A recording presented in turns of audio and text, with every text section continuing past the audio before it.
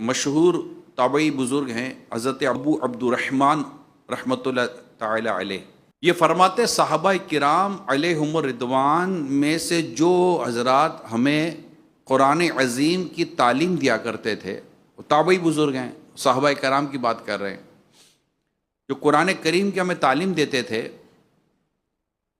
انہوں نے ہمیں بتایا کہ وہ رسول پاک صلی اللہ علیہ وآلہ وسلم سے 10 آیتیں سیکھتے اور اس وقت تک ان سے آگے نہیں بڑھتے تھے جب تک ہم ان آیات کی تمام علمی اور عملی باتوں کا علم حاصل نہ کر لیں۔ اس قدر وہ قرآن کریم، یہ دور صحابہ کی بات ہو رہی ہے نا، اور کن سے پڑھنے کی بات ہو رہی ہے؟ نبی پاک صلی اللہ علیہ وسلم۔ شان یہ ہے کہ یہ آیت کریمہ کی تلاوت فرماتے ہیں، حکمت عطا فرماتے ہیں، وَيُزَكِّيهِمْ تزکیہ نفس فرماتے تھے، یعنی کہ تلاوت بھی تھی، حکمت بھی تھی، اور تزکیہ نفس بھی ہے بارگاہ رسالت صلی اللہ علیہ وآلہ وسلم میں۔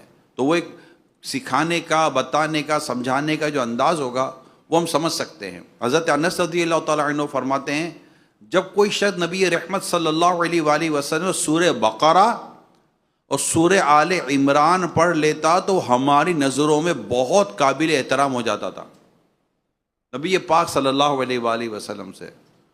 تو یہ جو غور و فکر ہے، یہ غور و خوض ہے، اس پر اگر ہم غور کرتے ہیں تو ہمیں بہت ساری چیزیں یہاں پر نظر آتی ہیں۔ اللہ پاک ہمیں بھی قرآن کریم کو غور و خوض سے پڑھنے کی توفیق عطا فرمائے۔ حضرت عمر فاروق اعظم رضی اللہ تعالیٰ عنہ نے برسوں میں جا کر، شاید 10 سال یا 20 سال میں جا کر سورہ بقرہ سیکھی تھی۔